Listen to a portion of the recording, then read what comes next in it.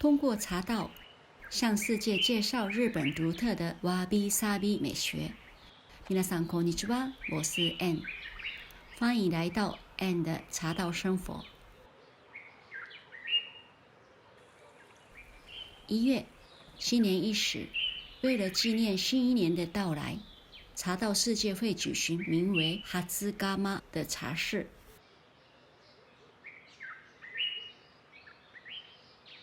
在这个时节，无论是茶道的哪个流派，大家都会在壁龛放上符合初春气氛的装饰物。今年是牛年，所以这次茶室里也准备了很多牛年特色的字画与摆件。话不多说，现在让我们一起来感受一下2021年牛年的第一场茶室吧。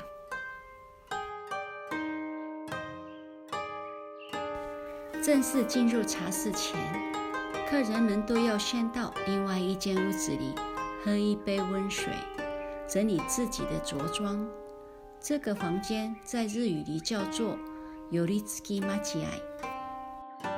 接着，客人们会到茶室外的等候亭里静候亭主迎接。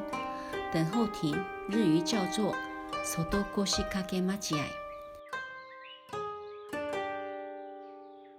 片刻后，做完准备工作的亭主便会邀请客人们排队进入茶室。从主客开始，客人们按照顺序在门口洗手、漱口、净化身心后，便可以通过侧面的小门进入茶室。客人们入座前需要做的第一件事是轮流欣赏亭主为大家挑选的字画、插花作品和烧水用的壶。仔细品鉴完这些技术品后，方能入座。这时，亭主会在客人们的注视下点燃茶室的第一把炭，日语里叫做手日密。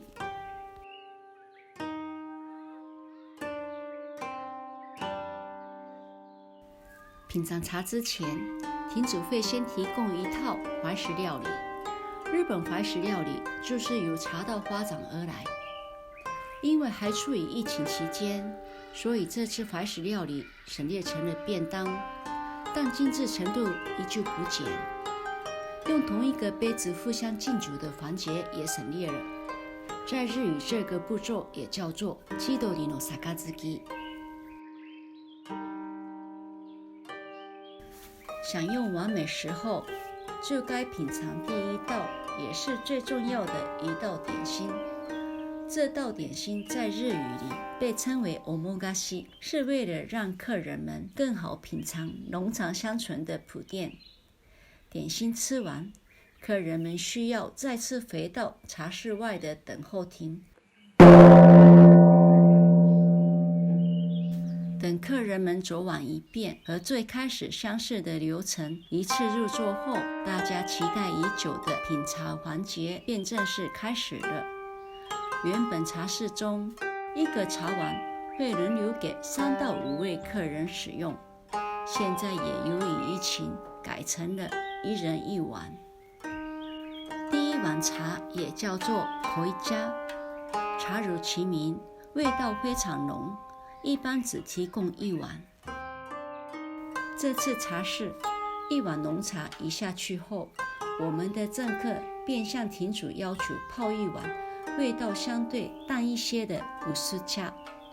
为了配合薄茶的味道，亭主还会再给客人们提供一些小点心，日语里叫做higashi。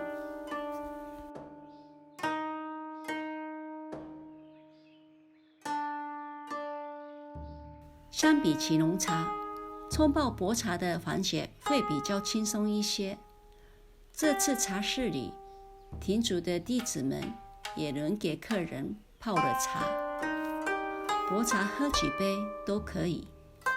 期间大家会聚在一起，听亭主介绍泡茶用的道具。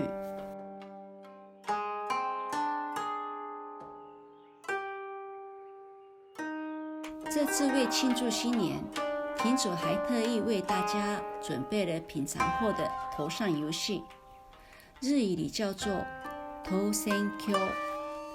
这游戏始于江户年间，游戏规则也并不复杂，每个人轮流将橡子击向目标物3次，根据认到的地方计数，是一个玩法优雅的游戏。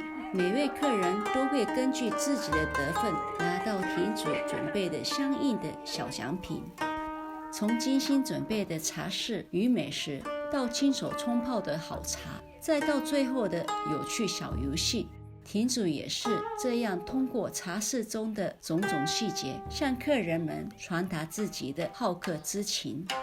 这就是茶道世界新年的出府茶室，大家觉得怎么样？希望大家能通过茶道感受到日本文化的有趣与奇妙之处。之后我也会继续慢慢给大家介绍日本茶道的点点滴滴，欢迎大家留言、点赞、加关注，我们下期再见。